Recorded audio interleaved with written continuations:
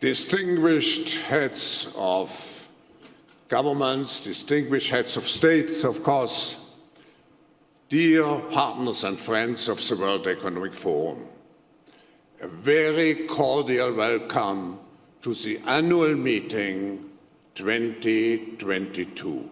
You know, the president's been talking about the threat to our democracy since he launched his campaign way back in 2019, and again on January 6th, and again in September in Philadelphia at Independence Hall. And I think the president decided a few days ago that it was important to issue one final warning on this issue, to make very clear, to leave no doubt, that we have people out there still peddling the big lie, people now raising the issue of election denial in this election. The theme of our coming together is history at a turning point. If you look at what's happening in Iran, if you look at what's happening in all over the world, Bolsonaro, whatever, democracy is in danger all over the world, here in the United States as well. But it's all over the world, Secretary Clinton. This is a global thing that is happening. What do we do? Speak to us about that, please. Well, Don, you're right. I mean, we are in a struggle between democracy and autocracy. And I have the particular pleasure to welcome a very strong delegation from Ukraine among us, composed by members of the government, composed by members of the parliament, by the mayor of Kiev and his brother and other mayors, and of course also by the young generation. Can I ask all our participants from Ukraine to stand up and to give them a special welcome? And so when Democrats say you don't have a choice this election, that there's only one party that cares about for democracy, it's us, democracy's on the ballot, what they're really saying is, if you don't elect us this time, if you don't keep them out of power, you may never be able to elect us again. Or in short, vote to preserve your right to throw the bums out.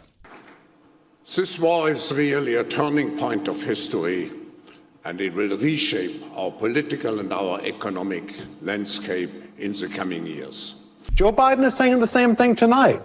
And a historian 50 years from now, if historians are allowed to write in this country, and if there are still free publishing houses and a free press, which I'm not certain of, but if that is true, a historian will say what was at stake tonight and this week was the fact whether we will be a democracy in the future, whether our children will be arrested and conceivably killed.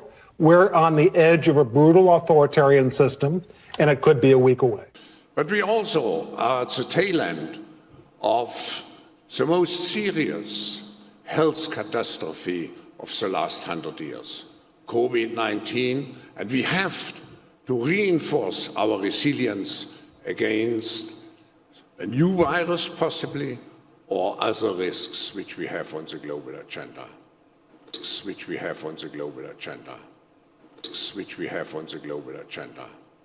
Newsom, with one of his party's biggest digital and fundraising operations, sounds like a Democrat with bigger ambitions. And it goes to my fundamental grievance with my damn party. We're getting crushed on narrative. We're going to have to do better in terms of getting on the offense and stop being on the damn defense. We also have to address urgently the issue of climate change and all the other issues related to the preservation of nature. Also surprising to me is the abortion issue. I read a poll just yesterday that white Republican suburban women are now going to vote Republican. Why? It's almost like roaches voting for Raid, right? I think that's voting. No, it's insulting. And the World Economic Forum here, Davos here, you here. I think it's the most impressive community for global cooperation. You're voting for a cult. Remember that.